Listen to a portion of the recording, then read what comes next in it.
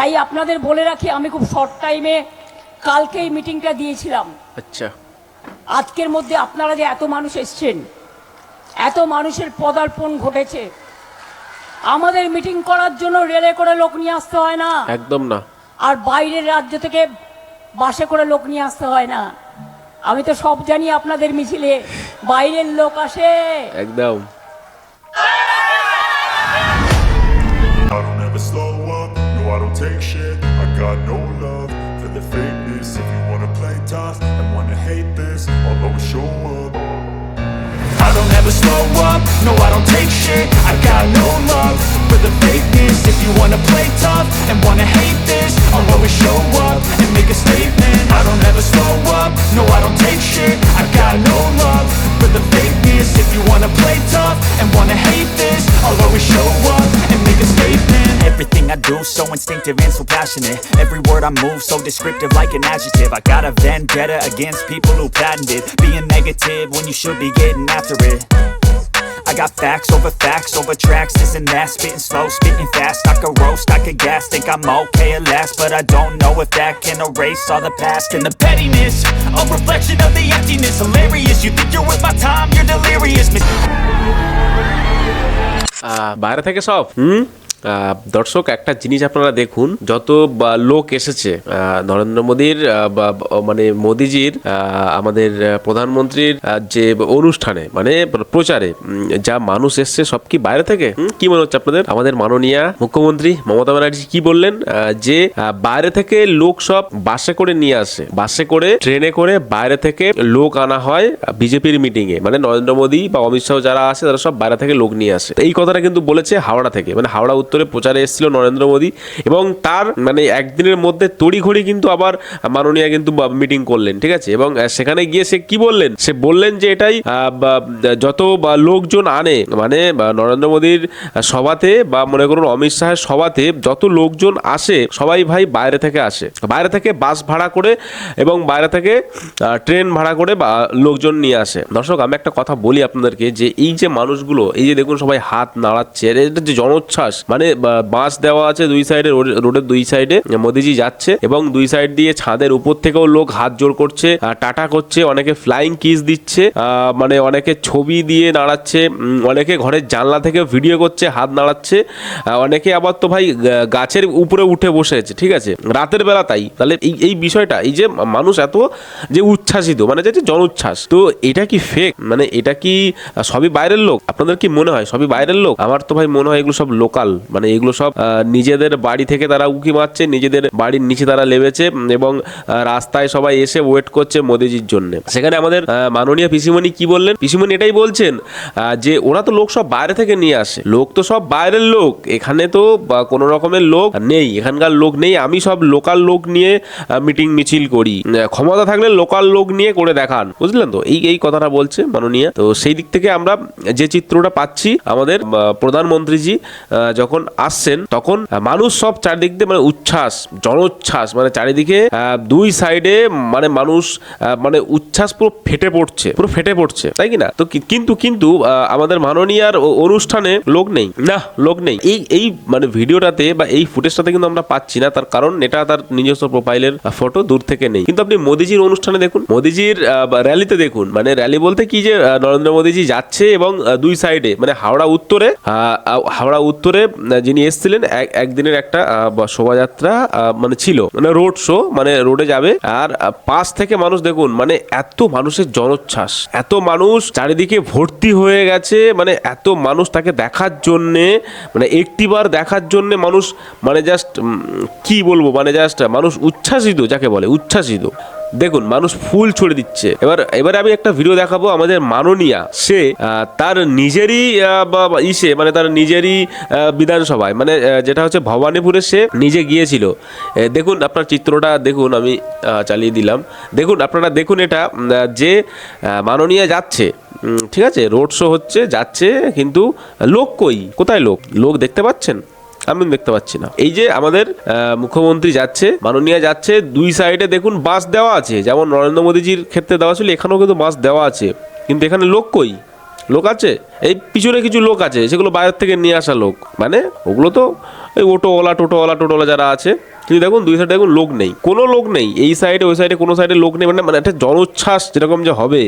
আরে কিছু কিছু লোক ভাড়া করা লোক আছে, এই সাইডে কিছু ভাড়া করা লোক দাঁড়িয়ে আছে, বা মোড়ে কিছু লোক দাঁড়িয়ে আছে ভাড়া করা লোক, যাদেরকে কিছু পয়সাপাতি দেওয়া হবে এবং যাদেরকে মানে পলিটিক্যাল দিক থেকে আনা হয়েছে। তো সেই তাছাড়া মানুষের আর লোক কই, মানে মানুষের যেটা জনোচ্ছ্বাস, বা মনে করুন যে আমাদের মুখ্যমন্ত্রী যাচ্ছে, মুখ্যমন্ত্রী রাস্তা দিয়ে রোড শো হচ্ছে, মুখ্যমন্ত্রী হেঁটে যাচ্ছে, মানে পায়ে হেঁটে যাচ্ছে, তাকে দেখার মতো লোক নেই।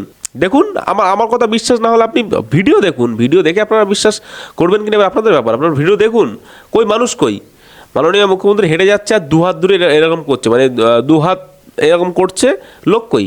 এই যে আমি যে এরকম একটা করছি, যে আমাকে যে রিটার্ন দেবে সেটার লোক কই? আছে লোক?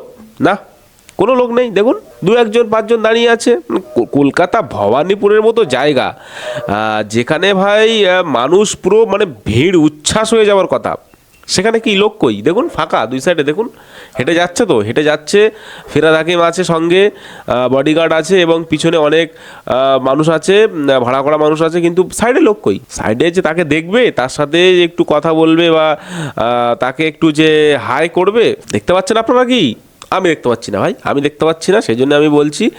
আর সবথেকে বড় কথা যে সংখ্যালঘুদের একটু ওখানে চাপ বেশি ছিল, কিন্তু যেখানে 600 সংখ্যালঘুর থেকে মনে হচ্ছে 300 নাম বাদ গেছে আর 300 আছে।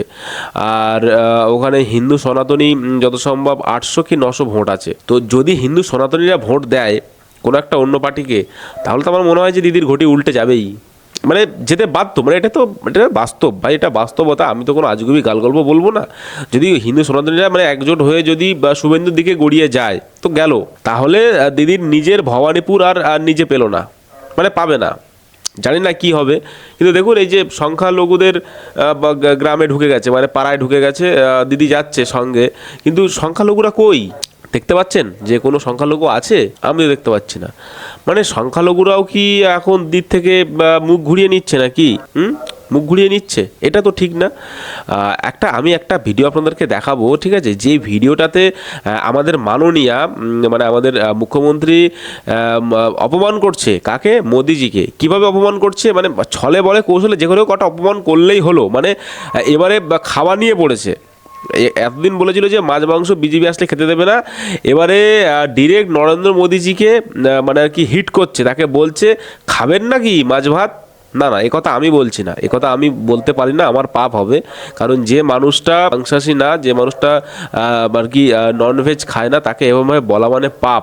সে পাপ আমি নিতে চাই না। চলুন দেখুন, আমি ভিডিও দেখাচ্ছি, তারপর আরও বলছি। দেখুন আমাদের মাননীয় তাকে ডিরেক্ট বলছেন যে মাছ ভাত খেতে হবে, আমি আপনাকে বানিয়ে দেবো।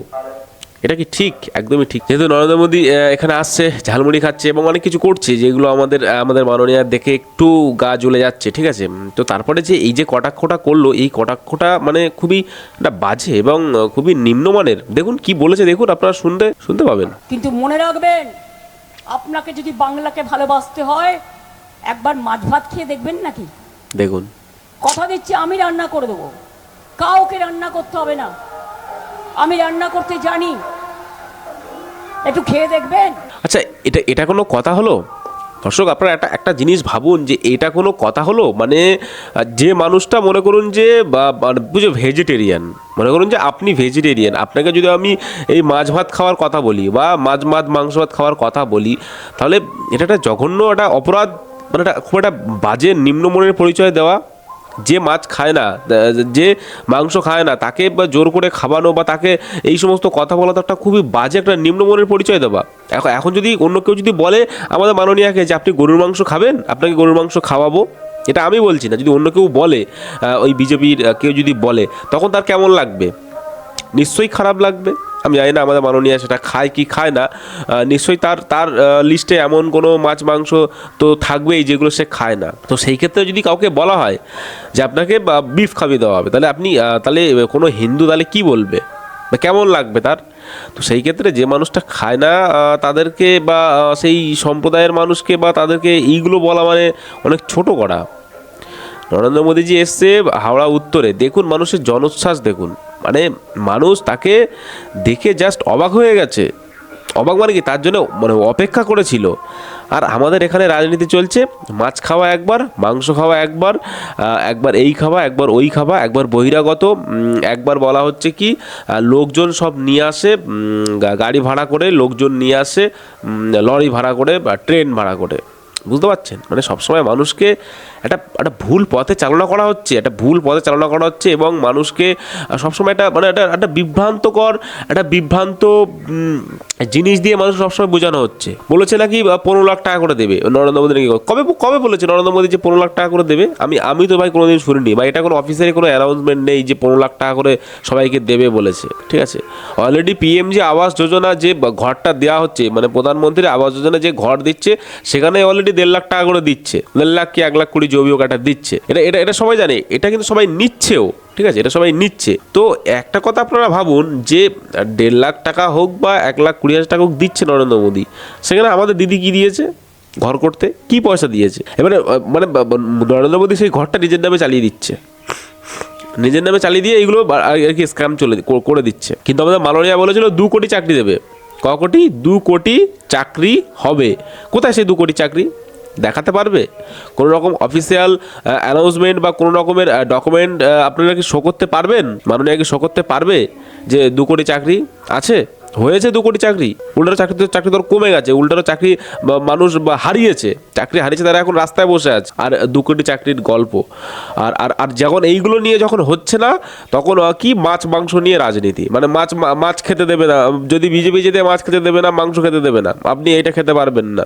ভাই এইগুলো মানে একটা লিমিট থাকে, এরকম গুজব ছড়ানো এটা একদমই উচিত নয়। ঠিক আছে, হ্যাঁ পলিটিক্যাল দিক থেকে সব দিক থেকে আপনি চেষ্টা করবেন, তাই বলে এরকম একটা গুজব, একটা বাজে আর অবশ্যই পার্সোনালি বা অ্যাটাক করা এটা ঠিক না। আমরা তো বাংলার মানুষ, আমরা তো দেখতে তো পাচ্ছি যে কত লোক হচ্ছে আপনার মিটিংয়ে, কত লোক হচ্ছে, দেখুন কত লোক হচ্ছে। আপনি তো নিজেই তো বলেন যে আমি লোকাল লোক নিয়ে মিটিং করি, আমি প্রচুর আমার লোক হয় আমার মিটিংয়ে। কই লোক, কোথায় লোক? রাস্তা দিয়ে হেঁটে যাচ্ছে মাননীয়া, পাশে কই লোক?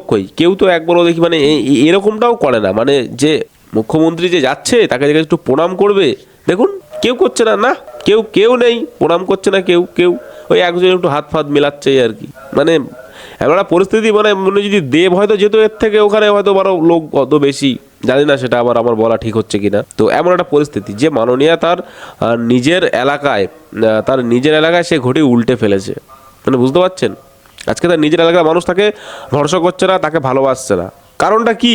সে নিজেই সেই কারণটা তৈরি করে ফেলেছে। দেখুন মানুষ লোক কোনো লোক নেই, না কোনো লোক নেই, জাস্ট সঙ্গে বডিগার্ডগুলো হেঁটে যাচ্ছে, পিছনে কিছু কয়েকজন কর্মী আছে, আর 2 সাইডে মানুষ দেখুন যে যার মতো যে যা রাস্তা দিয়ে হেঁটে যাচ্ছে। মানে ওনাকে কেউ মানে পরোয়া করছে না, মানে যে এখন মুখ্যমন্ত্রী যে যাচ্ছে, মানে সেই ভ্যালুটা কেউ দিচ্ছে না। কেন দিচ্ছে না জানি না ভাই, কেন দিচ্ছে না। কিন্তু এইগুলো নিয়েও তাও উনি আবার রাজনীতি করছেন, এইগুলো নিয়েও রাজনীতি করছেন যে আমি লোক ভাড়া করি না, আমি সব লোকাল লোক নিয়ে করি। আরে ভাই বুঝতে হবে যে আপনার লোকাল লোক আপনাকে ভালোবাসছে না, আপনাকে সাপোর্ট করছে না, এটা আপনাকে বুঝতে হবে। আপনার মিটিংয়ে কেউ যাচ্ছে না, ভাইপোর মিটিংয়ে কেউ যাচ্ছে না, কেন যাচ্ছে না? বুঝতে হবে যে নিজেদের মধ্যে কোনো একটা গলদ হচ্ছে, তো সেইগুলোকে ঠিক করাটা দরকার না। তারপরে পার্টি পলিটিক্সে আবার আপনি জিতুন, আবার আপনি ভালো কাজ করুন, আমরা সবাই আপনার জন্য শুভকামনা করব এবং সবাই আপনাকে ভালোবাসবো। কিন্তু আপনি ভালো কাজ করুন এবং জিতুন, নিজে জায়গাটা তৈরি করুন। কিন্তু আপনি তৈরি করছেন না, আপনি কি করছেন? শুধু সবসময় লোকের পিছনে লাগছেন। তো লোকের পিছনে লেগে তো আর